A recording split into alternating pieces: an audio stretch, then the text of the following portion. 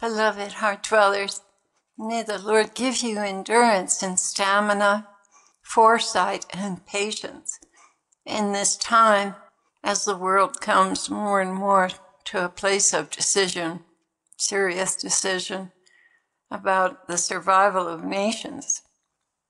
Your prayers are making a huge difference. Things that were slated to happen have been scrapped. And in place of that, good things are happening. And as far as our community goes, we've had a lot of challenges lately, and the Lord is opening our hearts up, doing a little heart surgery and showing the contents of our hearts.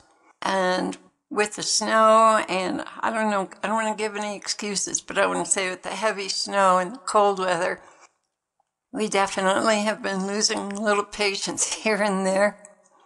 And complaining, grumbling. Remember how they did that out in the desert with Moses and the trouble it got them into, how the earth swallowed up the group of people that were complaining.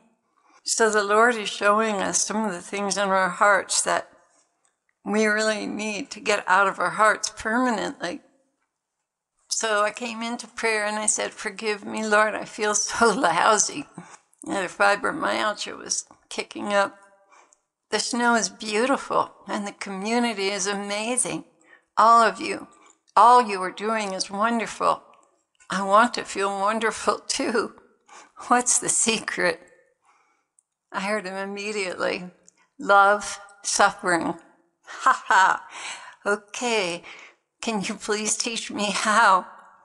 It takes time to change your perspective about suffering. It requires you to keep your heart and mind in heaven and on my agenda. Once you're in that place, it is much easier.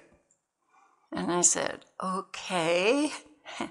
He continued, there's no easy or pleasant answer to suffering. It will always be a work in progress. For the joy set before him, he endured the cross. Claire, it's just that simple. This community is going through growing pains to expand well enough to handle what is planned for it in the future. This is a wonderful season of growth, and much can be accomplished if all work together and learn to carry their cross without complaint, but have gratitude that they are indeed saving souls by their sacrifices. They must understand the meaning of suffering and come to a peace about the need for it in their lives. You know how I love cheerful givers. I'm thinking to myself, lately I've been anything but that. All of you are called much higher, he continued, and because you said yes, I'm taking you there. I am so sorry it is such a difficult class for you, but you have been living in the lower levels for quite some time. And now it is time to graduate and come up to my school for you. Not everyone is called up higher. I only call those I know are willing to die to themselves more each day and become co-redeemers with me. A co-redeemer could be a missionary, a book publisher, a martyr, a victim soul, a school teacher, a musician. Only one thing qualifies a soul to co-redeem with me. Their heart is united to my heart, and they desire only one thing, to labor with me for my agenda. I cannot do it alone. I also need hearts and hands and feet to bring all souls into the kingdom. Those who have joined me in this work are co-redeemers. Of course, only I could open the gates of heaven, but then there were more needed to deliver my message. Your reward in heaven is great, Claire, and the same is true of your community, if you all persevere.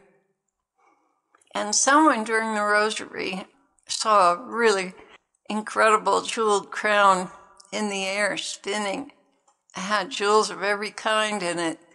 flashing light, and it was just glowing and beautiful. The Lord continued, the jeweled crown that was seen spinning in the room as you prayed was a crown you will all wear at the end of your journey, if you persevere. I intend to give you every possible grace so that you will persevere and do so joyfully. This is my heart's desire, to labor with you, my beautiful brides, until we dance, that very special dance in heaven that only the bride and groom can dance together. So persevere and don't lose heart. There is much reward for you in heaven, and know that the more you suffer, the closer you are to me.